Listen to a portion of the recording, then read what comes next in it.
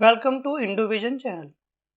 आज मैं आपको बताने वाला हूँ कंप्यूटर की कुछ बेसिक चीज़ों के बारे में, जो है कंप्यूटर फंडामेंटल और उसमें यूज़ होने वाले ऑपरेटिंग सिस्टम सॉफ्टवेयर के बारे में।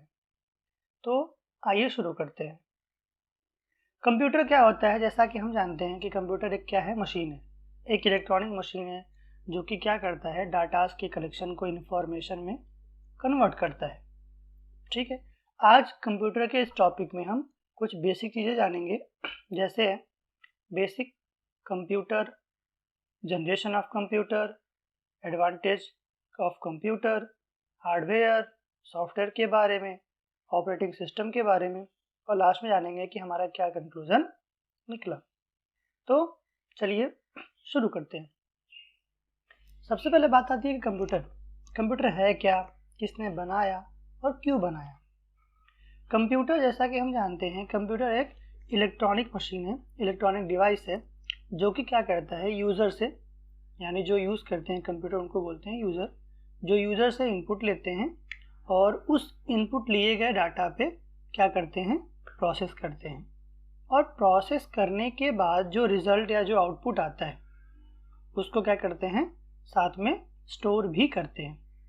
तो यानी जो आउटपुट हमें मिलता है उस आउटपुट को क्या बोलते हैं हम, इंफॉर्मेशन।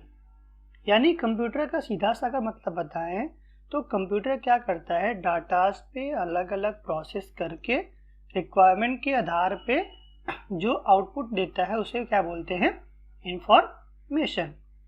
कंप्यूटर को बनाया गया चार्ल्स बेबेज के द्वारा। इन्होंने कंप्यूटर को बनाया था स्टार्टिंग में चीज़ों को कैलकुलेट करने के लिए, एज ए कैलकुलेटर, जो कि बहुत बड़े बड़े कैलकुलेशंस को भी आसानी से कर सके। यहाँ पे सबसे ज़्यादा ध्यान देने वाली बात है कि हमें एग्जैक्ट रिजल्ट, यानी हमें जो आउटपुट मिल रहा है, जो रिजल्ट मिल रहा है, वो एकदम एक्यूरेट होना चाहिए। जैसा कि यहाँ पे साफ साफ लिखा गया है, a computer is an electronic device which is used to take input data from user, process on that data and give accurate result and also store it. It converts the data into meaningful information. मतलब कि यह क्या करता है, data को information में convert करता है। कौन सा इंफॉर्मेशन? जिसका कोई मतलब निकलता हो, यानी मीनिंगफुल इंफॉर्मेशन। हमारा कंप्यूटर का जो स्ट्रक्चर होता है ये ऐसे होता है। ये है आपका मॉनिटर जो टीवी की तरह दिखता है आपका, ये है आपका कीबोर्ड, जो कीबोर्ड दिखते हैं जिसपे हम टाइप करते हैं, ये माउस, इसको हिंदी में चूहा बोलते हैं, यानी ये माउस जिससे कि हम अपने पॉइंटर को मूव करते हैं, और ये है सीपीयू। इसी में आपका हार्ड डिस्क, रैम, रोम, बाकी चीज़ें लगी होती हैं। तो आइए नेक्स्ट टॉपिक की तरफ बढ़ते हैं। हाँ, कंप्यूटर का पूरा नाम क्या होता है? ठीक है, जैसा कि कंप्यूटर का आप यहाँ पे देख रहे हैं सामने, C for common, O for operating, M for machine, P for particularly, U for used, T for trade या technical, E for education, R for research। यानी common operating machine, particularly used for trade, education and research। यानी अगर इसको मिला के हम बोले तो सिंपली हम ये बोल सकते हैं कि एक ऐसी ऑपरेटिंग मशीन, एक ऐसी मशीन जो कि अलग अलग डिपार्टमेंट जैसे टेक्निकल हुआ या ट्रेड हुआ या एजुकेशन हुआ या रिसर्च के रूप में हम उसका अधिकतर यूज़ करते हैं, तो उसे क्या बोलते हैं, कंप्यूटर कहते हैं। अब आते हैं कंप्यूटर की कुछ बेसिक चीज़ों के बारे में। जैसा कि आपने जाना डाटा, कि डाटा होता क्या है, इसके बारे में पहले जानते हैं। डाटा क्या होता है? डाटा वह कच्चा मटेरियल, यानी वह रॉ मटेरियल होता है जिसका कि अकेले कोई मतलब नहीं निकलता। जैसे हमने अगर किसी को कहा कि एक, अब सामने वाले को एक का मतलब क्या समझ में आएगा? एक मतलब क्या? एक लकड़ी, एक रुपए, एक रोटी, क्या? यानी जब हम उसके साथ कोई और डाटा मैच करते हैं तो उससे जो मतलब जो आउटपुट निकलता है तो उसे क्या बोलते हैं हम? डाटा, यानी इंफॉर्मेशन। अब इंफॉर्मेशन क्या होता है? Collection of interrelated data which gives a meaningful output or result। यानी डाटा का ऐसा कलेक्शन जिससे कि कोई मीनिंगफुल आउटपुट निकलता हो। ठीक है, हमारे कंप्यूटर में डाटा क्या क्या हो सकते हैं?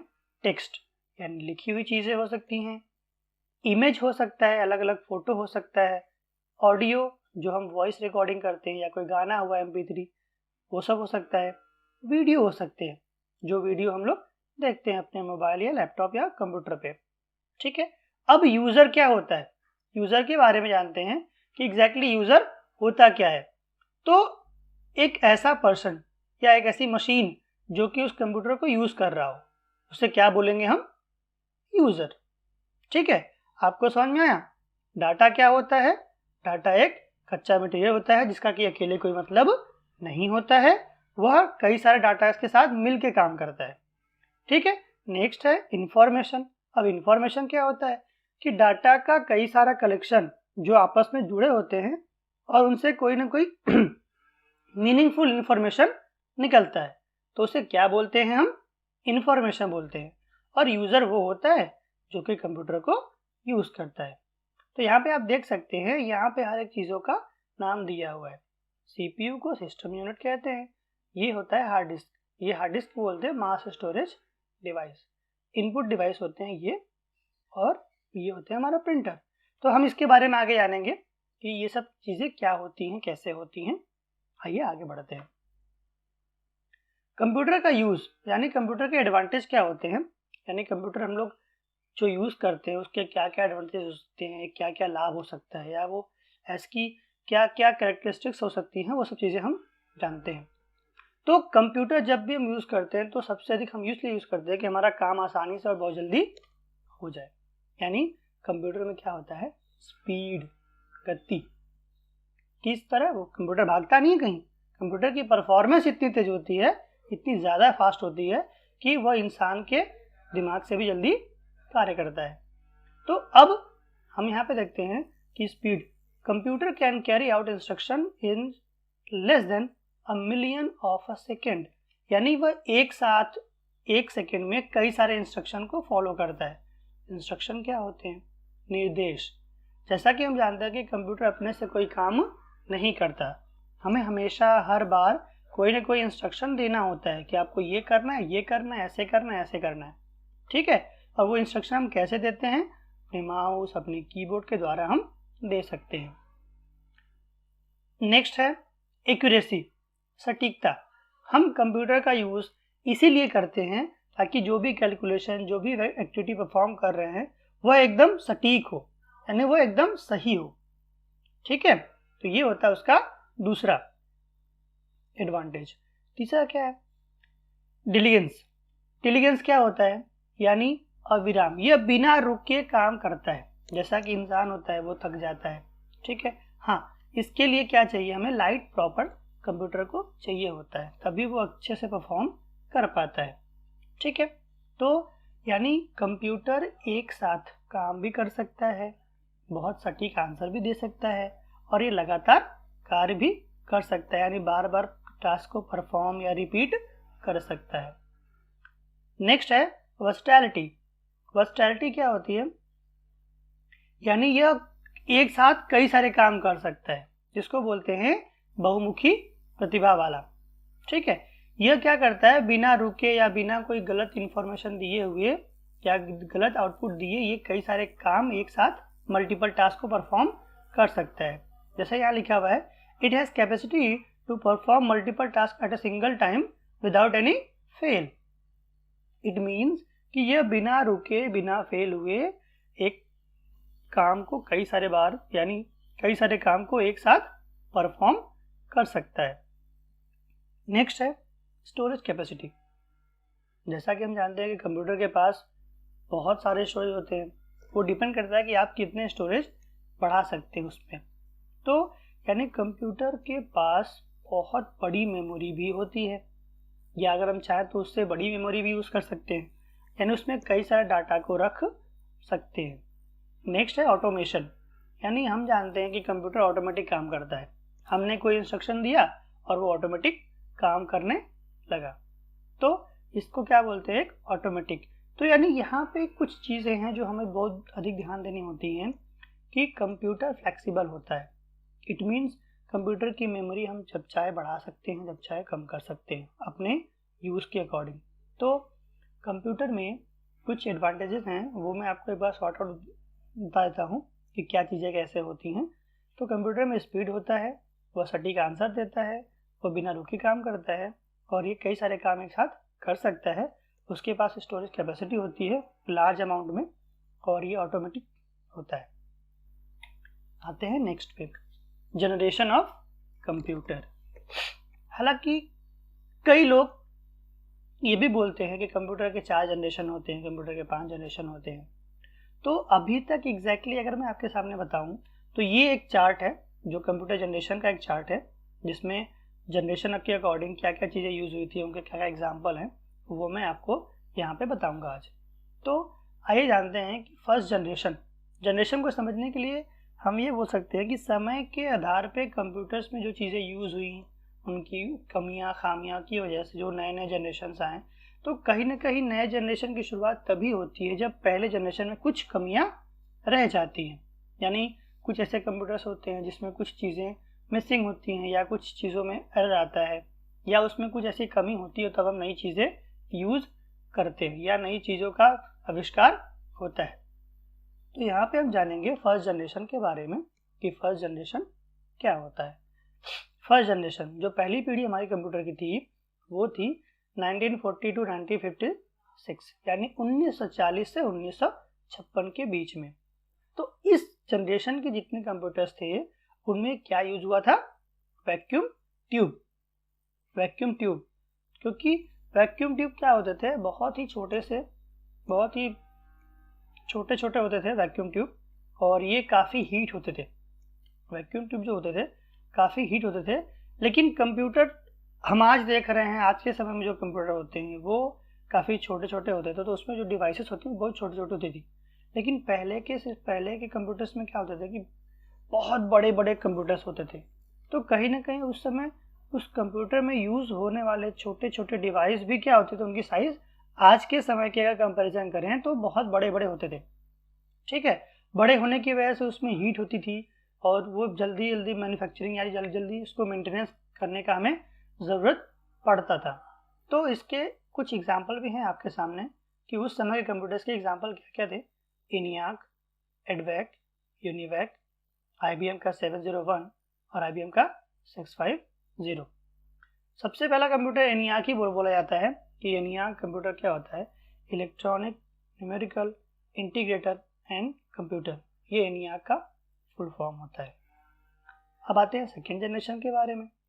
सेकेंड जनरेशन यानी 1956 टू 1963, 1956 से 1963 के बीच में ये सेकेंड जनरेशन चला। और इसमें क्या हुआ? ट्रांजिस्टर का यूज़ किया गया। ट्रांजिस्टर का यूज़ क्यों किया गया? क्योंकि वैक्यूम ट्यूब की साइज़ बड़ी होती थी और कहीं ना कहीं ये एक्टिविटी परफॉर्म करते वक्त बहुत ज़्यादा हीट होता था। तो हीट होने की वजह से उसको बार बार रिप्लेस या बार बार मेंटेन करने की ज़रूरत पड़ती थी। तो इसीलिए इस कमी को, इस खर्चे को कम करने के लिए हम ये वैक्यूम ट्यूब की जगह क्या यूज़ हुआ? ट्रांजिस्टर यूज़ हुआ। ठीक है, तो उस समय के कंप्यूटर कौन कौन से थे?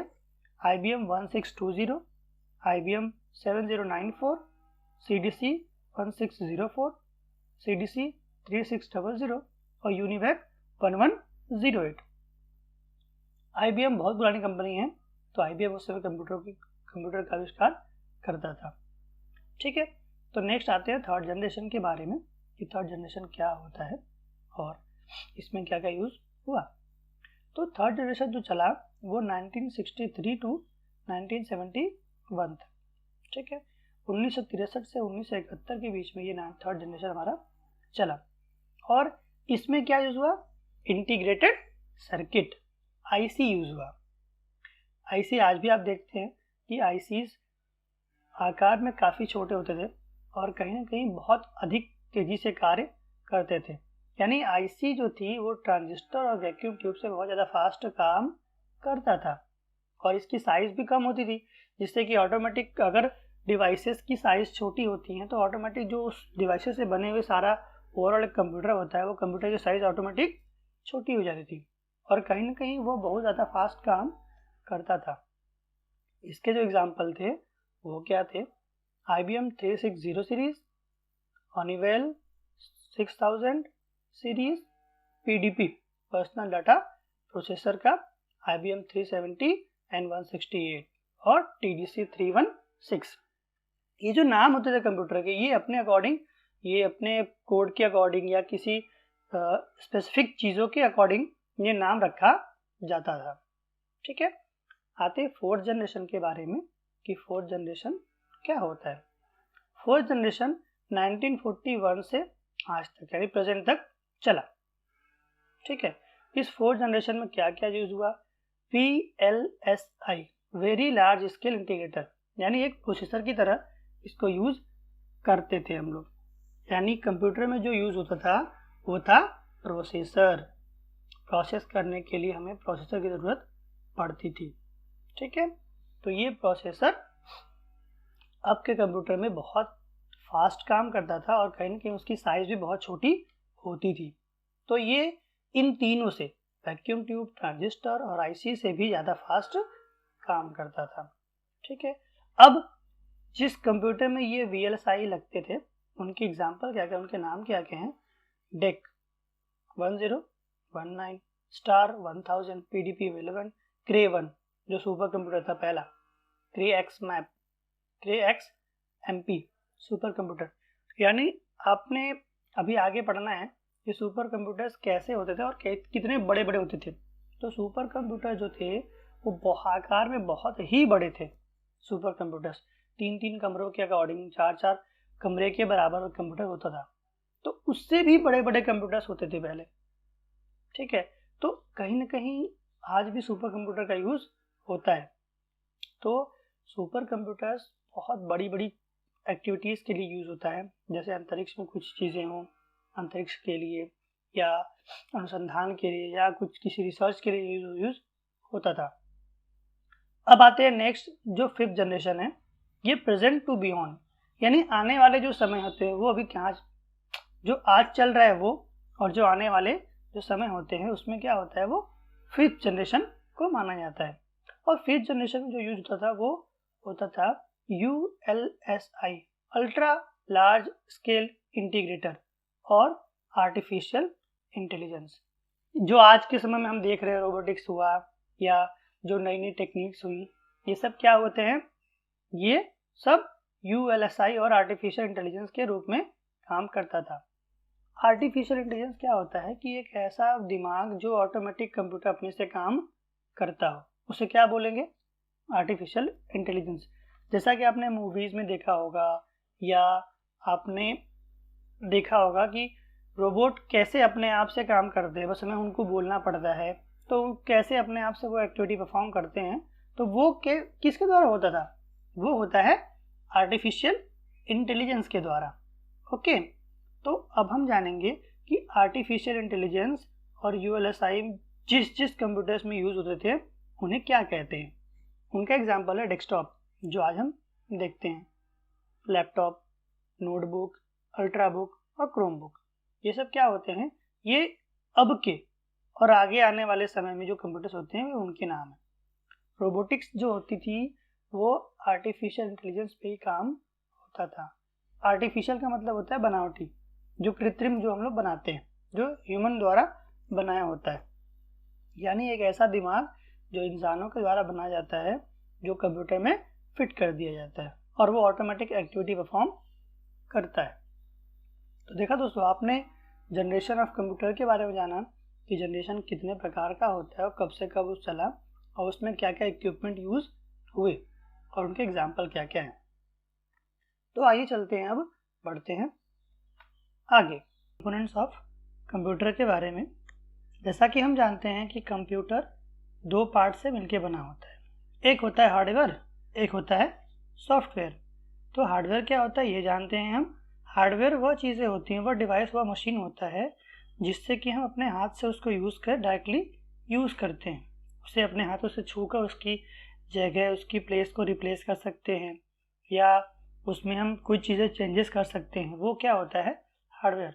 और सॉफ्टवेयर क्या होता है, कई सारे डाटास का कलेक्शन, यानी कई सारे ऐसी चीज़ें, ऐसे डाटाज अगर होते हैं जो कि क्या होता है, सॉफ्टवेयर होता है, यानी कई सारे प्रोग्राम्स।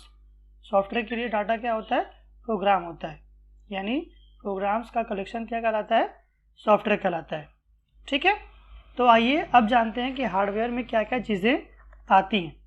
अब हार्डवेयर में आपका आता है इनपुट यूनिट, जैसा कि आप यहाँ पर देख रहे हैं, input unit, output unit, processing unit और स्टोरेज यूनिट। तो इनपुट यूनिट क्या होता है, ऐसी चीज़ें जो कि सिर्फ यूजर से क्या करती है, इनपुट लेने का काम करता है, उसे क्या बोलते हैं, इनपुट यूनिट कहते हैं। दूसरा आउटपुट यूनिट क्या होता है, यानी ऐसी चीज़ें जो सिर्फ हमें इंफॉर्मेशन देती है, यानी हमें रिजल्ट देता है, तो उसे क्या कहते हैं, आउटपुट यूनिट कहते हैं। तीसरा क्या है, प्रोसेसिंग यूनिट, यानी कि हमें सिर्फ और सिर्फ प्रोसेस करना होता है, यानी जो कंप्यूटर सिर्फ प्रोसेस करता है उसे क्या बोलते हैं, प्रोसेसिंग यूनिट। ठीक है, नेक्स्ट क्या है, स्टोरेज यूनिट। स्टोरेज यूनिट क्या होता है, जब हम किसी डाटा को स्टोर करते हैं किसी हार्ड डिस्क में या फिर किसी पेन ड्राइव में, सीडी में, तो उसे क्या बोलते हैं, स्टोरेज यूनिट। यानी जब भी कंप्यूटर में कोई इनपुट होता है, आउटपुट होता है, प्रोसेसिंग होता है, स्टोरेज होता है, तो ये किसी डिवाइस के माध्यम से होता है, उस डिवाइस को क्या बोलते हैं, हार्डवेयर। ऐसे ही सॉफ्टवेयर, जैसा कि जब भी हम हार्डवेयर को यूज़ करते हैं अपने कंप्यूटर में, तो हमारा माउस पॉइंटर कैसे मूव करता है, हमारे आइकन ओपन कैसे होते हैं, या अगर मैं मोबाइल की बात करूं तो हम मोबाइल के स्क्रीन को टच करते हैं, लेकिन ओपन क्या आता है, उस पर इंस्टॉल हुआ ऐप। तो उस ऐप को ओपन करने के लिए हमें स्क्रीन पे टच करना होता है। तो जैसा कि हमने टच तो किया स्क्रीन को, लेकिन वो उसके अंदर जो सॉफ्टवेयर इंस्टॉल है वो कैसे ओपन हुआ, तो वो कैसे होता है, वो सॉफ्टवेयर के माध्यम से, यानी वो ऑपरेटिंग सिस्टम के माध्यम से होता है। ठीक है, सॉफ्टवेयर में आते हैं सिस्टम सॉफ्टवेयर, एप्लीकेशन सॉफ्टवेयर और यूटिलिटी सॉफ्टवेयर। तो आइए जानते हैं इसी के बारे में आगे। अब कंप्यूटर हार्डवेयर क्या होता है, जैसा कि हमने आपको बताया कि कंप्यूटर के ऐसे physical part, hardware is a physical part of computer which can be used by hand, यानी ऐसे फिजिकल पार्ट जिसे कि हम अपने हाथों से यूज कर सकते हैं, उन्हें क्या बोलते हैं, हार्डवेयर कहते हैं। और इसे क्या करते हैं, इसी हार्डवेयर को हम अपने हाथों से एक जगह से दूसरी जगह मूव कर सकते हैं, जैसे hard disk, RAM, pen drive, keyboard, monitor और प्रिंटर इत्यादि। ये सब चीज़ें क्या होती हैं, हार्डवेयर होती हैं। अब हार्डवेयर को हम 4 कैटेगरी में डिवाइड करते हैं, जैसे input unit, output unit, processing unit और स्टोरेज यूनिट। ओके, तो फिर अब यहाँ पे एक छोटी सी चार्ट दी हुई है जिसमें कि हर यूनिट का अपना अपना अलग एक टास्क दिया गया है। ये होता है कंप्यूटर का प्रोसेस, कि कंप्यूटर एग्जैक्टली प्रोसेस करता कैसे है। यहाँ पे देखिए इन्फॉर्मेशन इनपुट यूनिट से कहाँ गया, सीपीयू के पास। सीपीयू में क्या हुआ, पहले वो क्या हुआ, कंट्रोल यूनिट क्या करता है, एक परफॉर्म करता है टास्क, फिर उसके बाद एक दूसरे को इन्फॉर्मेशन देने के बाद हमें आउटपुट मिलता है। ठीक है, तो अब जानते हैं हम इनपुट यूनिट के बारे में कि इनपुट यूनिट क्या क्या होते हैं। तो ऐसी डिवाइस जो कि सिर्फ और सिर्फ यूजर से इनपुट लेने का काम करता है, उसे क्या बोलते हैं, इनपुट यूनिट। यानी a device which is used to take input data from user is called input unit। Example क्या क्या हो सकते हैं इसके आइए जानते हैं।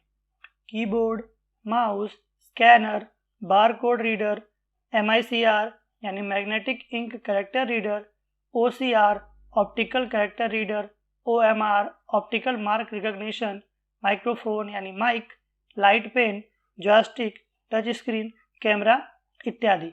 ये सब क्या हो सकते हैं, हमारे इनपुट यूनिट। जैसा कि आप यहाँ पे देख रहे हैं फिगर में, कीबोर्ड है, माउस है, जो जॉयस्टिक हम लोग खेलते हैं गेम वो है, माइक है, बारकोड रीडर है, जो शॉपिंग मॉल हम लोग जाते हैं वहाँ पे परचेस करते हैं सामान वगैरह, तो उसकी बिलिंग करने के लिए ये इसका यूज़ किया जाता है ना। स्टाइलिश पेन यानी ये लाइट पेन टाइप का है, वेब कैम है, टच पैड है, टच स्क्रीन है और फिंगरप्रिंट स्कैनर भी है।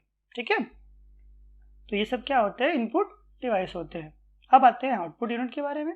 आउटपुट सिंपल सा एक एग्जांपल हम दे सकते हैं, सिंपल सी भाषा में बोले तो ऐसी डिवाइस जिससे हमें रिजल्ट मिलता है यानी आउटपुट मिलता है, उसे क्या बोलते हैं, आउटपुट यूनिट। अब यह रिजल्ट हमें पेज के रूप में मिल सकता है, लिखे हुए के रूप में मिल सकता है, आवाज़ के रूप में मिल सकता है, या फिर पिक्चर के रूप में मिल सकता है। ठीक है, तो इसके एग्जाम्पल क्या क्या होते हैं?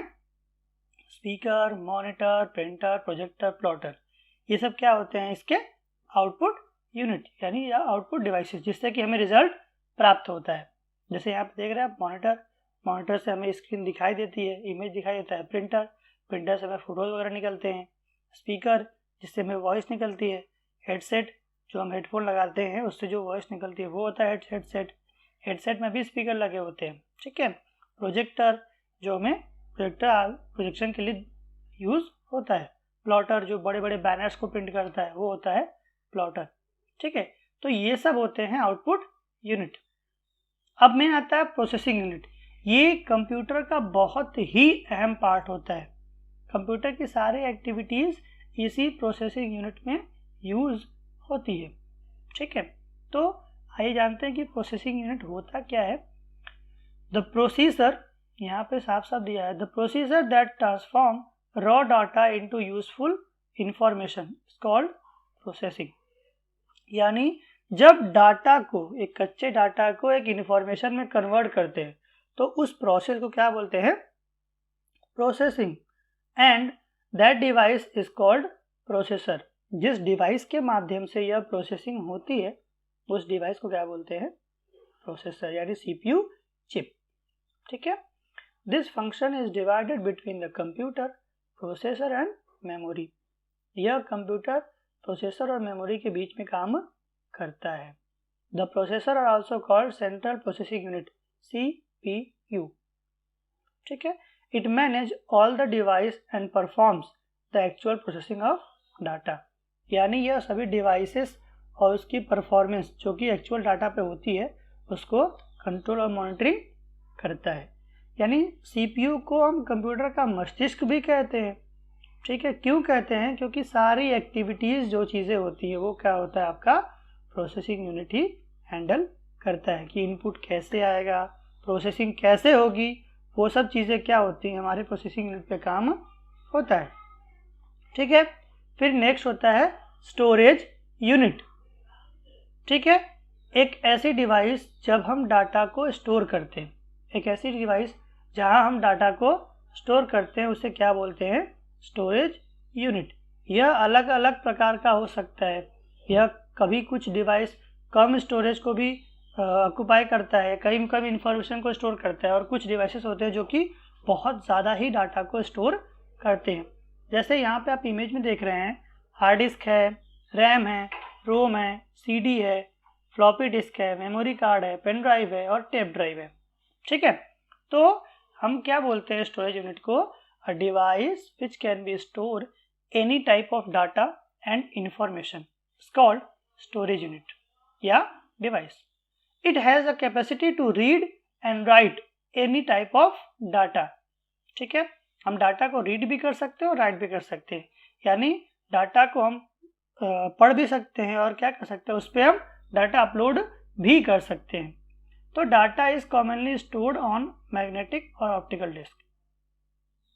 सामान्यतः क्या होता है? दो तरह की डिवाइसेस होती हैं स्टोरेज का, एक मैग्नेटिक होता है, एक ऑप्टिकल होता है। ठीक है, तो इसके एग्जाम्पल क्या क्या होते हैं? Hard disk, floppy disk, pen drive, CD, memory card. जैसा कि हम जानते हैं कि स्टोरेज यूनिट दो प्रकार का होता है, प्राइमरी और सेकेंडरी। प्राइमरी जो बहुत कम समय के लिए यानी मेन मेमोरी होती है, सेकेंडरी जो हमारा हार्ड डिस्क वगैरह होता है जो कि बहुत टाइम के लिए, जब तक हम डाटा डिलीट नहीं करते तब तक वहाँ से डाटा डिलीट नहीं होता है। अब जानते हैं प्राइमरी, और ये होता है एक छोटा सा स्टोरेज चार्ट। जैसा कि मैंने आपको दिखाया यहाँ पे स्टोरेज यूनिट कैसे काम करता है। स्टोरेज यूनिट में दो पार्ट है, प्राइमरी मेमोरी और सेकेंडरी मेमोरी। प्राइमरी मेमोरी में दो चीज़ें हैं, रैम और रोम। ठीक है, रैम दो पार्ट के होते हैं, SRAM और DRAM। ठीक है, यानी स्टैटिक रैंडम एक्सेस मेमोरी और डायनेमिक रैंडम एक्सेस मेमोरी। ठीक है, दूसरा है रोम, रीड ओनली मेमोरी। जैसा कि नाम से समझ में आ रहा है, read only memory, it means ROM. ROM को 3 भागों में बांटा गया है, पी रोम, ईपी रोम और डबल ईपी रोम यानी ईईपी रोम। पी रोम क्या होता है? प्रोग्रामेबल रीड ओनली मेमोरी, यानी ऐसी मेमोरी जो कि सिर्फ रीड होती है और किसी प्रोग्राम के द्वारा एक बार उसमें राइट कर सकते हैं। ईपी रोम, जब पी रोम के डाटा में कोई प्रॉब्लम आती है या कोई एरर आता है, उसको इरेज करने के लिए हम क्या यूज़ करते हैं? ईपी रोम। डबल ईपी रोम क्या होता है? इस इरेज के लिए जब हम इलेक्ट्रिक चीज़ों का यूज़ करते हैं, इलेक्ट्रिक चार्जेस का यूज़ करते हैं, तो वहाँ पे क्या यूज़ होता है? डबल ईपी रोम। ठीक है, तो ये था प्राइमरी मेमोरी के बारे में। अब आते हैं सेकेंडरी मेमोरी के बारे में पढ़ते हैं। तो सेकेंडरी मेमोरी मेनली हम कह सकते हैं सेकेंडरी मेमोरी 2 प्रकार का होता है, एक होता है इंटरनल, एक होता है एक्सटर्नल। यानी ऐसी सेकेंडरी मेमोरी जो कि 2 तरह की होती है। यानी इंटरनल में क्या आता है? आपका हार्ड डिस्क आता है, रैम आता है, ये आता है, ये सब आता है इंटरनल मेमोरी में होती है। ठीक है, तो इंटरनल मेमोरी में हार्ड डिस्क, जो एक हार्ड डिस्क होता है जो पहले से अंदर लगा होता है, कंप्यूटर में लगा होता है, और दूसरा क्या होता है जो हम बाहर से वायर के थ्रू उसमें यूज़ करते हैं। तो सेकेंडरी मेमोरी में और भी चीज़ें आती हैं, जैसे हार्ड डिस्क हो गया, फ्लॉपी डिस्क हो गया, ऑप्टिकल डिस्क यानी सीडी डीवीडी हो गई, और flash drive, memory card, pen drive, ये सब चीज़ें आ गई। तो ये सब क्या होता है कि स्टोरेज यूनिट का चार्ट मैंने आपको यहाँ पे दिखाया है। ठीक है, अब बढ़ते हैं आगे, इसको जानते हैं डिटेल में। अब आते हैं प्राइमरी मेमोरी की होता क्या है primary memory. Primary memory is called temporary memory. It access directly by the CPU. The primary memory stores instruction and the data in binary machine code. यानी प्राइमरी मेमोरी क्या होता है? टेम्पररी मेमोरी होता है जो कि डायरेक्टली CPU से access करता है, यानी यूज होता है। और प्राइमरी मेमोरी क्या होता है? इंस्ट्रक्शन को स्टोर करता है, किस फॉर्म में? बाइनरी मशीन कोड के रूप में। जब भी देखिए प्राइमरी मेमोरी काम कैसे करता है, जब भी हम कंप्यूटर ऑन करते हैं तो कहीं ना कहीं जैसे हम पावर बटन प्रेस करते हैं तो हार्ड डिस्क में ऑपरेटिंग सिस्टम का जितना भी डाटा होता है वो क्या होता है? पहले आपके primary memory, it means RAM में स्टोर होता है। तो उसी को बोलते हैं, वो प्रोसेस क्या बोलता है? बूटिंग प्रोसेस कहलाता है। यानी कंप्यूटर स्टार्ट होने की प्रक्रिया क्या कहलाती है? बूटिंग प्रोसेस कहलाती है। ये बूटिंग प्रोसेस जब डाटा अपलोड होता है आपके रैम पे, तो उसी प्रोसेस को बीच में वही होता है आपका बूटिंग प्रोसेस। ठीक है, तो अब यहाँ पे आपने देखा कि प्राइमरी मेमोरी 2 प्रकार का होता है। क्या होता है? रैम और रोम, यानी रैंडम एक्सेस मेमोरी और रीड ओनली मेमोरी। तो हम आगे जानेंगे रैम और रोम के बारे में। ये होता है रैम। देखिए ये कुछ इस प्रकार का रैम होता है, 2 GB का आता है, 1 GB का आता है, 4 GB का भी आता है। तो ये अलग अलग कैपेसिटी पे आपको मार्केट में मिल जाएंगे। ठीक है, तो RAM is a part of primary memory. It store data while computer is running. ठीक है, यानी ये डाटा को स्टोर करता है जब तक कंप्यूटर स्टार्ट रहता है। यानी ये ऐसी मेमोरी होती है जिसको बोलते हैं वोलेटाइल मेमोरी। अब वोलेटाइल कहते हैं किसे है? जब कंप्यूटर आपका पावर, यानी जब तक कंप्यूटर में पावर ऑन रहता है तब तक वो पूरी तरह से कार्य करता है, उसमें डाटा रहता है। लेकिन अगर जैसे ही उस रैम में, उस कंप्यूटर में लाइट गई, आपका जो डाटा होता है रैम में स्टोर हुआ वो सब हट जाता है, यानी डिलीट हो जाता है या फिर वहाँ से उड़ जाता है। तो ये होता कैसे है? मैं एक एग्जांपल के तौर पे आपको बताना चाहता हूँ कि जैसे आप MS वर्ड पे कोई काम कर रहे हैं, ठीक है, तो जो आप उस वक्त कोई डाटा टाइप कर रहे हैं या कुछ लेटर लिख रहे हैं और आपने उसको सेव नहीं किया है, अचानक से आपके कंप्यूटर की लाइट चली गई। ठीक है, आपने ध्यान रखिएगा, आपने उसको सेव नहीं किया है, बस आप जनरली उस पर टाइप किए हैं और ऐसे ही आपका तुरंत क्या हो गया, वो आपका जो डाटा लिखा हुआ था, जो टाइप किया हुआ टेक्स्ट था, वो क्या हो गया, जब दोबारा से आप कंप्यूटर ऑन करेंगे तो देखेंगे कि वो डाटा, वो टेक्स्ट आपका वहाँ पे नहीं रहेगा। क्यों? क्योंकि वो उस समय के लिए आपका रैम पे काम हो रहा था, यानी रैम पे वो वर्क परफॉर्म हो रही थी, इसलिए वो डाटा क्या हो गई, आपकी डिलीट हो गई।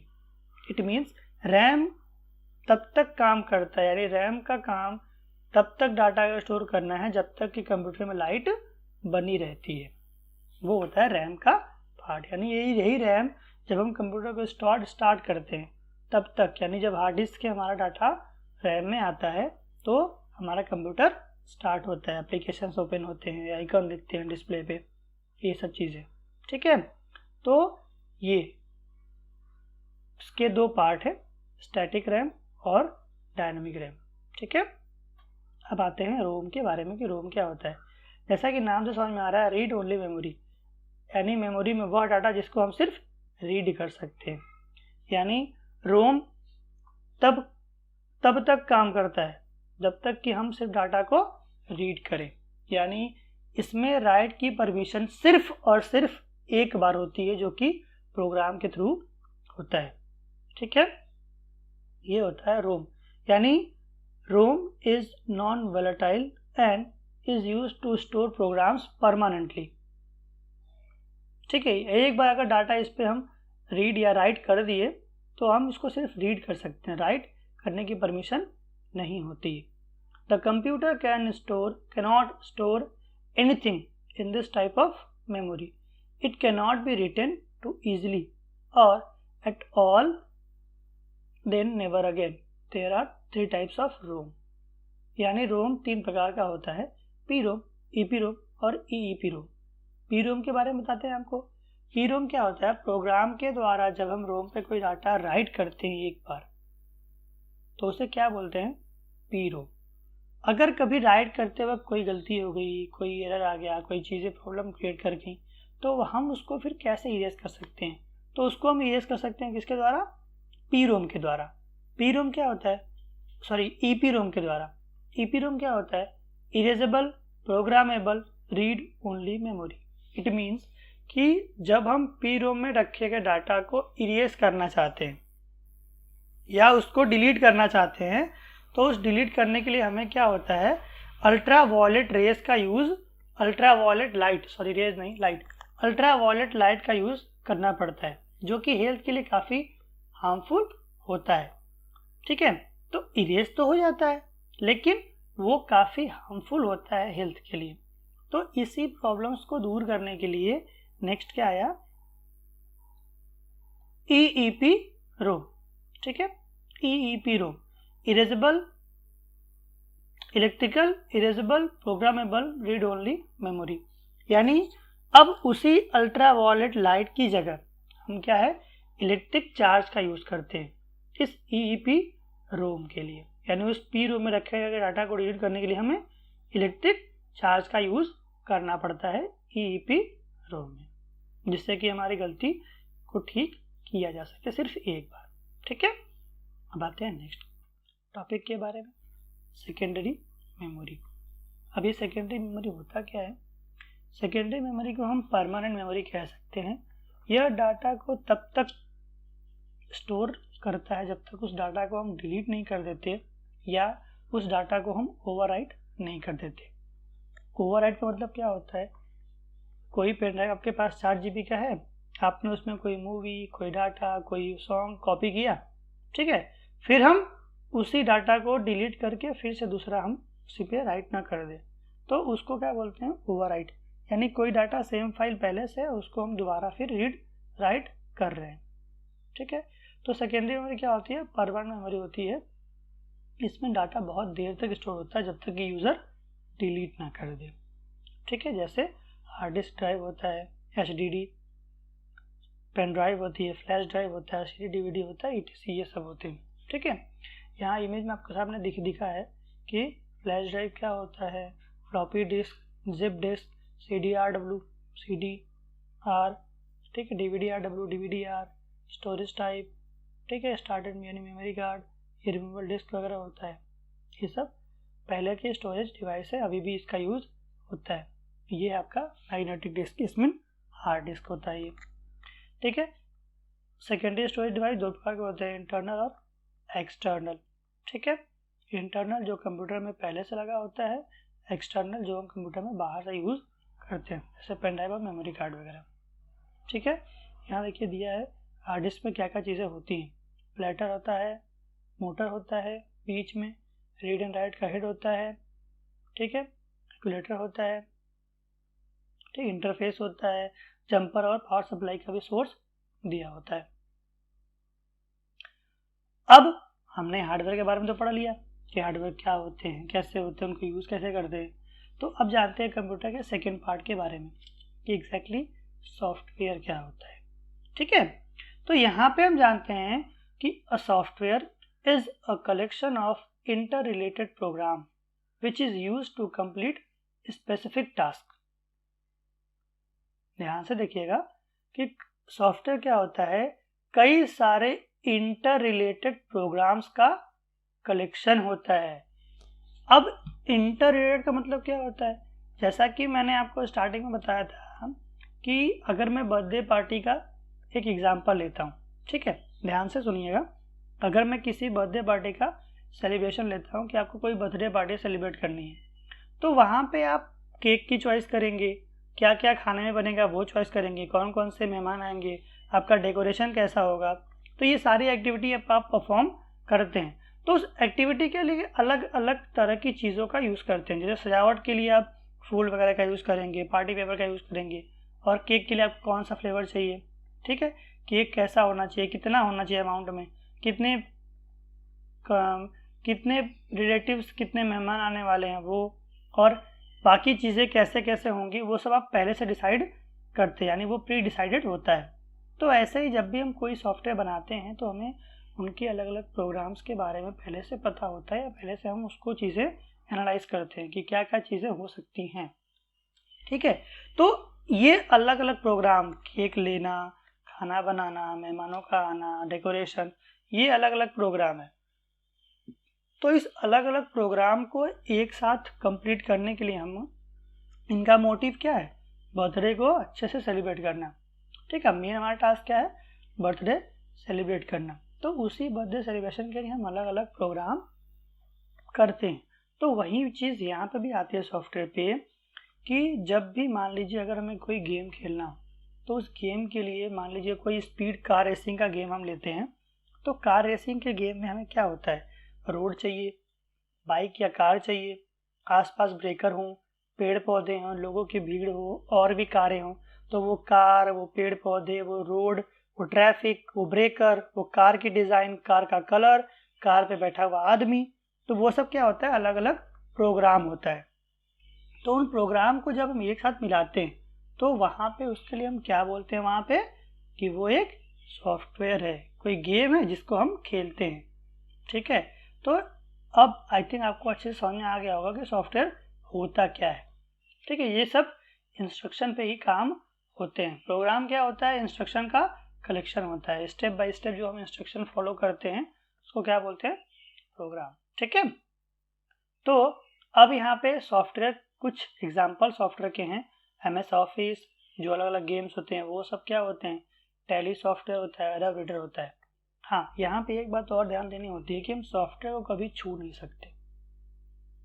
सॉफ्टवेयर को हम कभी छू नहीं सकते, लेकिन फिर भी यूज करते हैं। कैसे, सोचिए, वो यूज होता है आपके हार्डवेयर के द्वारा। ठीक है, यानी जब हम हार्डवेयर की मदद से सॉफ्टवेयर को यूज कर सकते हैं तो वहां पे इन्हीं दोनों के कॉम्बिनेशन के लिए हमें क्या जरूरत पड़ता है, ऑपरेटिंग सिस्टम की। तो ऑपरेटिंग सिस्टम ही एक ऐसा इंटरफेस होता है जो कि हमारे यूजर यानी ह्यूमन को उस हार्डवेयर से या उस सॉफ्टवेयर से जोड़ता है। ठीक है, तो हम आगे जानेंगे इसके बारे में। तो आइए जानते हैं सॉफ्टवेयर कितने प्रकार के होते हैं।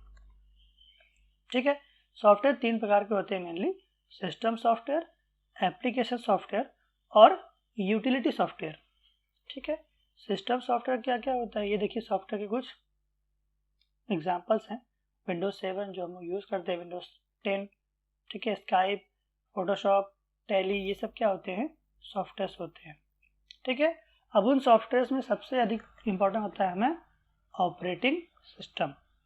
तो आइए ऑपरेटिंग सिस्टम के बारे में जानते हैं कि ऑपरेटिंग सिस्टम क्या होता है और क्यों यूज होता है। ठीक है, तो ऑपरेटिंग सिस्टम क्या होता है, an operating system is an interface between a computer user and computer hardware.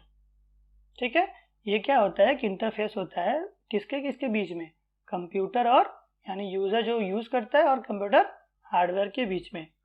An operating system is a software which performs all the basic task like file management, memory management, process management, handling input and output operations, and control peripheral devices such as disk drive और printers वगैरह। यानी जितनी भी activity perform होती है computer में उसको कौन मैनेज करता है, ऑपरेटिंग सिस्टम। यानी हमारा जो शरीर है, हमारी जो बॉडी है, उसको कौन कंट्रोल करता है, कौन मैनेज करता है, हमारा दिमाग, मस्तिष्क। ठीक है, ऑपरेटिंग सिस्टम क्या होता है, कंप्यूटर की आत्मा होती है। ठीक है, अगर सीपीयू कंप्यूटर का दिमाग है तो ऑपरेटिंग सिस्टम क्या है, उसकी आत्मा। आत्मा के बिना शरीर किसी काम का नहीं होता। ठीक है, तो आप ये बात ध्यान दीजिएगा कि यहाँ पे जितने भी प्रोसेस होते हैं वो प्रोसेस कंट्रोल किसके द्वारा होता है, इस ऑपरेटिंग सिस्टम के द्वारा होता है। ऑपरेटिंग सिस्टम को शॉर्ट फॉर्म में क्या बोलते हैं, ओएस बोलते हैं। हम कंप्यूटर में अलग अलग ओएस यूज करते हैं, जैसे ठीक है लिनक्स हो गया, ये ऑपरेटिंग सिस्टम, यूनिक्स हो गया, विंडोज हो गया। ठीक है, OS 40 ये सब चीज़ें होती हैं, ये अलग अलग ऑपरेटिंग सिस्टम का एक एग्जांपल है। यहाँ पे आप देख सकते हैं कि ऑपरेटिंग सिस्टम कैसे मैनेज कर रहा है। ये एप्लीकेशंस को भी मैनेज करता है, मॉनिटर पे भी, डिस्प्ले भी दिखाता है, प्रिंटर भी करता है, माउस भी मैनेज करने के लिए देता है, प्रोवाइड करता है, और कीबोर्ड और माउस हार्ड ड्राइव को भी एक्सेस करने की परमिशन रखता है अपने पास। यहाँ पे आप देख सकते हैं कि ऑपरेटिंग सिस्टम किस तरीके से यूज़र और सीपीयू के बीच में यानी हार्डवेयर के बीच में कनेक्शन प्रोवाइड करता है। जैसे हम क्या करते हैं, हम कोई भी एक्टिविटी परफॉर्म करते हैं, हम कुछ भी यूज़ करते हैं, तो अगर हमें कंप्यूटर में ऐप को इंस्टॉल करना है यानी ऐप को यूज़ करना है, तो हम क्या करते हैं, हम तो बेसिकली हार्डवेयर यूज़ करते हैं। उस हार्डवेयर को हम होल्ड किए और मान लीजिए हमें ये माउस, ये आपको मूव करता हुआ दिख रहा होगा राउंड में, मैं भी अपने हाथ से मूव कर रहा हूँ, तो इसको मूव कराने के लिए मुझे इस पर क्लिक नहीं करना होता है, मुझे माउस पैड या माउस का यूज़ करना होता है और ये ऑटोमेटिक ये मूव करता है। तो ये किसके द्वारा होता है, ये ऑपरेटिंग सिस्टम सॉफ्टवेयर के द्वारा होता है। ठीक है, तो आपने समझा कि कैसे हम इसको यूज़ करते हैं। ठीक है, यहाँ पे अलग अलग एग्जांपल है। लिनक्स, एप्पल में जो यूज़ होता है उसको iOS बोलते हैं। मोबाइल में भी जो सॉफ्टवेयर यूज़ होते हैं ऑपरेटिंग सिस्टम, तो वो एंड्रॉयड होता है। हम लोग बोलते हैं एंड्रॉयड, तो एंड्रॉयड क्या होता है, ऑपरेटिंग सिस्टम होता है। ठीक है, तो ऑपरेटिंग सिस्टम बेसिकली हमारे लिए बहुत ज़्यादा ही ज़रूरतमंद होता है और बहुत ज़रूरी होता है। ठीक है, चलिए अब आते हैं आगे कंक्लूजन की ओर। ठीक है, कंक्लूजन क्या है कंप्यूटर का, आइए वो भी जानते हैं। A computer is an electronic machine which is use to convert data into information. यानी आज के समय में कंप्यूटर हमारे लिए बहुत ज़रूरी होता है और इसका मतलब होता है कंप्यूटर जो कि इलेक्ट्रॉनिक मशीन होता है जो कि डाटा को कन्वर्ट करता है किसमें, इंफॉर्मेशन में। ये क्या होता है, ये अलग अलग जगह पे यूज़ होता है, जैसे इंडस्ट्रियल एरिया हुआ, गवर्नमेंट ऑर्गेनाइजेशन हुआ, मेडिकल में हुआ, ठीक है, इंजीनियरिंग लाइन में हुआ, मैन्युफैक्चरिंग लाइन में हुआ, गेम्स, एंटरटेनमेंट, ये अलग अलग फील्ड, ये अलग अलग चीज़ें होती हैं जहाँ पे हम कंप्यूटर का बेसिकली यूज़ करते हैं। ठीक है, एजुकेशन की फील्ड में भी होता है। ठीक है, in this generation we can say the computer is being a part of our life. Exactly हम इसमें कह सकते हैं कि कंप्यूटर क्या हो गया, एक हमारे जीवन का एक पार्ट बन गया है। ठीक, इट वर्क्स वेरी फास्ट, यह बहुत अधिक कार्य, बहुत तेज कार्य यानी बहुत फास्ट वर्क करता है। इसके जनक कौन है, Charles Babbage is the father of computer. यानी चार्ल्स बेबेज ने कंप्यूटर की स्टार्टिंग, यानी कंप्यूटर के पिता चार्ल्स बेबेज को ही कहा गया है एनालिटिकल इंजन बनाने के बाद से। ठीक है, तो दोस्तों आपने ही देखा होगा कि कंप्यूटर कैसे यूज़ होता है, कंप्यूटर होता क्या है, कंप्यूटर में बेसिक चीज़ें क्या क्या होती हैं। तो ये थी आज की वीडियो। तो आपको कैसा लगा, आपको अगर आपकी कोई क्वेरी हो तो आप इसको देखें, जाने समझे। और अगर आपकी कोई क्वेरी हो तो हमें कमेंट बॉक्स में ज़रूर लिखें और ज़रूर बताएं। Thank you so much.